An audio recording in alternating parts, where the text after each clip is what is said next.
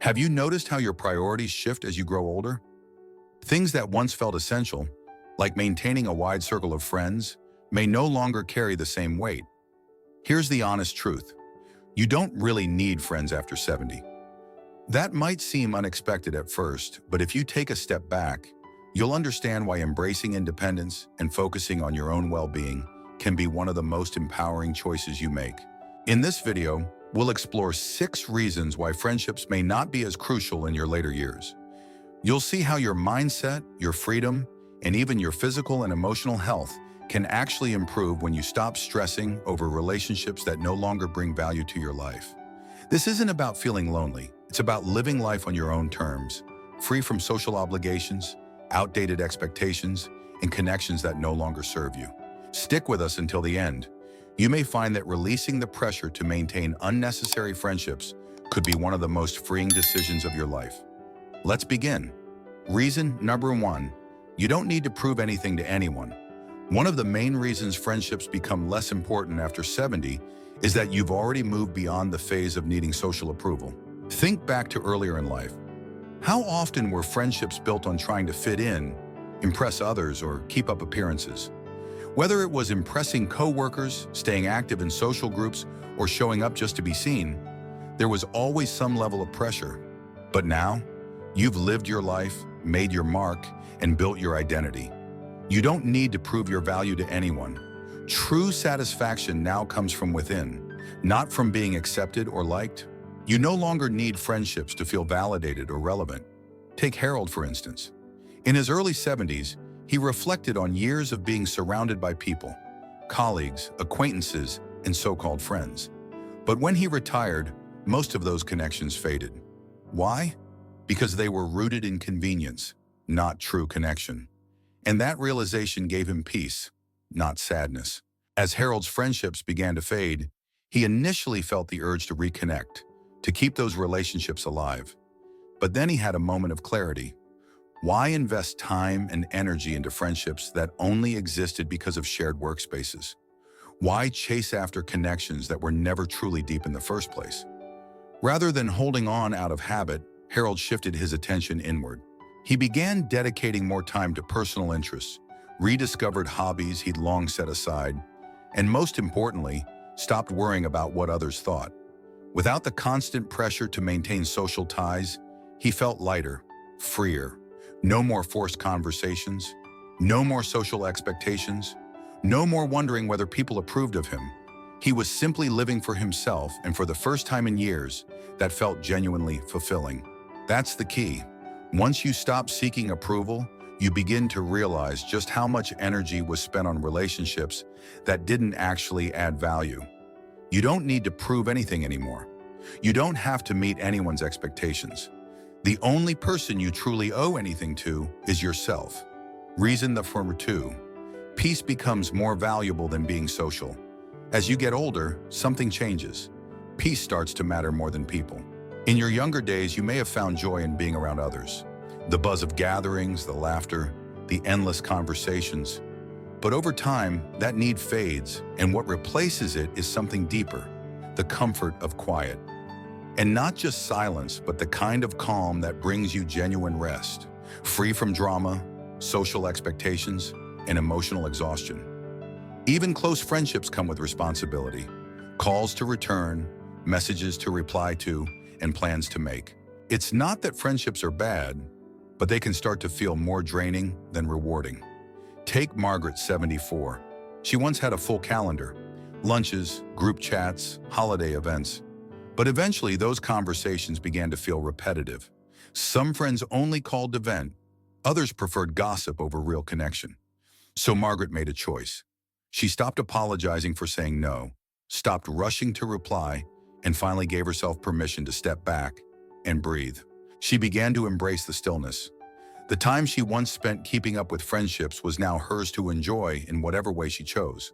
She took long, quiet walks, spent more time outdoors, and finally opened the book she had set aside for years. Most importantly, she realized something powerful. Being alone didn't mean being lonely, it meant being at peace.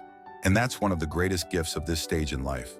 You're no longer obligated to constantly fill your time with activity or conversation just to feel connected.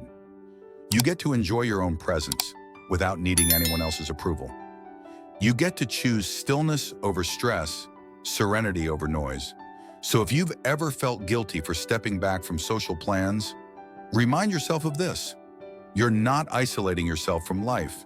You're stepping into a new kind of joy, a deeper, quieter fulfillment that doesn't rely on anyone else to feel complete. And the beauty of that kind of peace? It only grows richer with age. If you're still here and finding value in this message, please comment 2 below to let me know you're with me. And if you haven't yet, make sure to subscribe and tap the bell so you don't miss the next video. Now let's continue.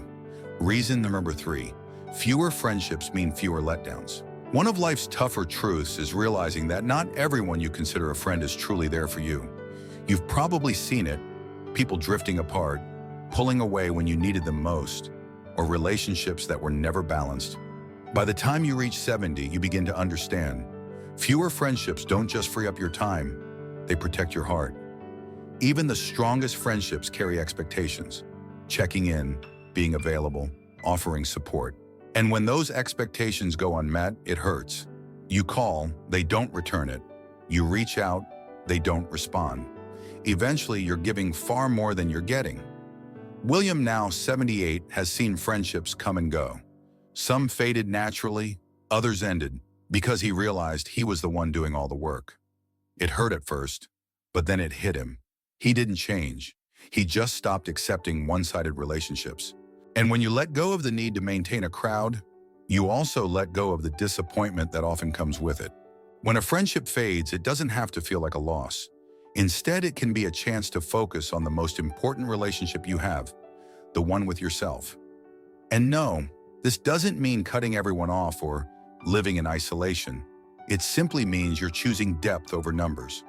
Rather than stretching yourself thin, trying to maintain a long list of acquaintances, you begin to value the connections that truly bring joy, the ones that feel effortless and genuine. Maybe it's a lifelong friend, a close family member, or simply the bond you've built with yourself. Those are the connections that matter most. So if friendships have ever felt more draining than rewarding, remind yourself, it's okay to pull back. It's okay to simplify. You don't need a crowd to feel whole. You just need peace and people or moments that bring you peace. Reason number 4, time becomes your most precious asset. As you grow older, something shifts. In your younger years, time often felt endless. Plenty of hours to spend with friends, join social events, and worry about who was in your life.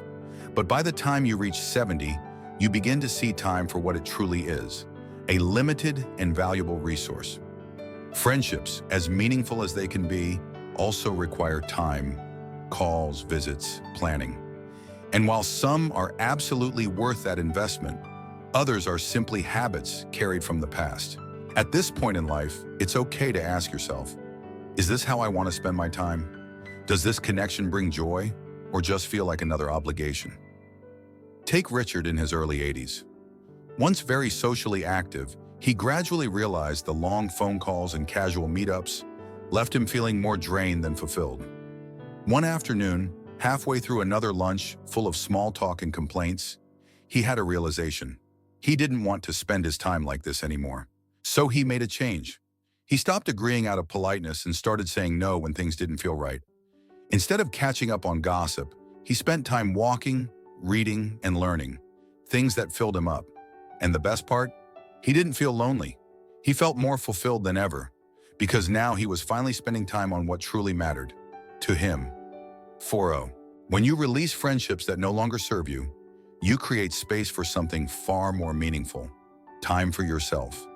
Time to pursue the things that bring you joy, to live at your own rhythm, and to focus on your personal happiness instead of constantly tending to the needs of others. So, if you ever find yourself wondering whether a certain friendship is worth maintaining, ask yourself, is this truly the best use of my time?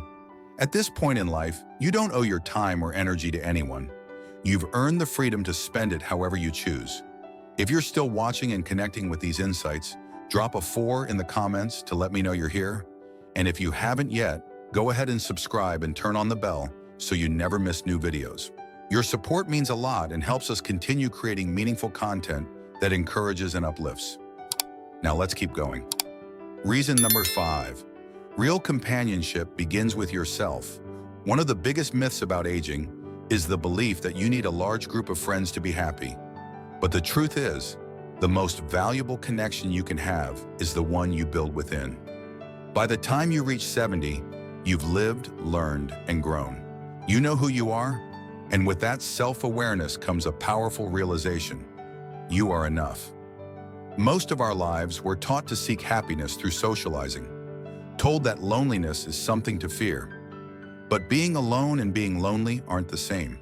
Many people in their later years discover peace in solitude, not as isolation, but as a space for reflection, growth, and clarity. Take Eleanor, 76. She used to believe constant activity and interaction were the keys to feeling fulfilled. But despite staying busy and surrounded by others, she often felt exhausted and disconnected. Then one day, she chose to shift. She started spending time alone, not because she had to, but because she wanted to. She walked, read, reflected.